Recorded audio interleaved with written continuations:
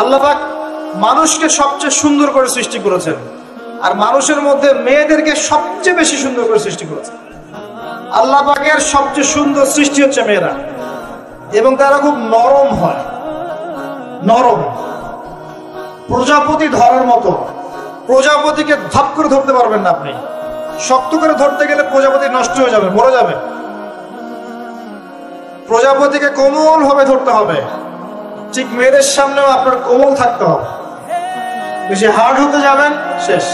আমি আপনার গার্লফ্রেন্ডের সামনে কোমল হতে বলি নাই, আপনার ওয়াইফের সামনে হতে বলেছি। কোমল থাকলে আপনি জিতে যাবেন। দেখবেন দুনিয়ার চিল্লা ফাল্লা করছে আপনার বাসায়, আপনি চুপচাপ আছেন পাহাড়ের মতো, কোমল আছেন। 5 মিনিট পর দেখবেন নিজেই ঠান্ডা হয়ে এসে বলছে আচ্ছা সরি, ভুল হয়ে গেছে। আর যদি আপনি চিল্লা ফাল্লার কাউন্টার দিতে যান, তাহলে দেখবেন সুটকেস গোছানো শেষ, বাবার বাড়ি চলে গেছে। ডিল করা খুব ডিফিকাল্ট। এখানে আপনাকে খুবই সবরের পরিচয় দিতে হবে। আল্লাহ পাক বোঝার তৌফিক দেন। আর আমরা মা বোনদেরকে রিকোয়েস্ট করব, 4টা মূলনীতি মেনে কাপড় চোপড় পরবেন। আপনার কাপড়টা এমন হবে না যে কাপড়টা পরলেও অঙ্গ প্রত্যঙ্গ দেখা যায়, বোঝা যায়, এমন হবে।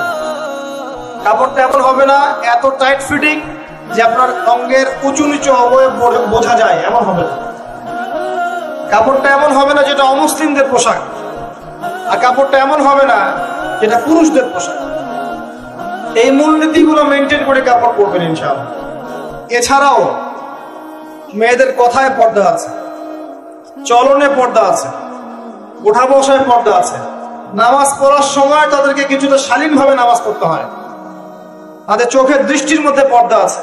এগুলো কে শিখাবে এখনকার মেয়েদেরকে?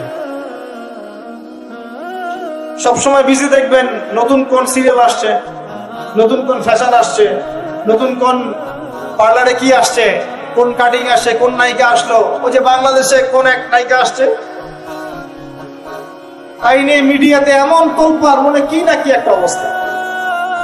আল্লাহর কাছে তোমার কি মূল্য আছে হে? আল্লাহর কাছে তোমাদের কি মূল্য আছে? তোমরা কি 5 ওয়াক্ত নামাজ পড়ো?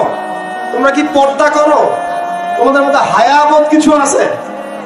তোমরা মানুষকে ভালো কিছু শিখাও, সমাজকে ভালো কিছু দাও, শালীন কিছু দাও। আল্লাহর কাছে তোমাদের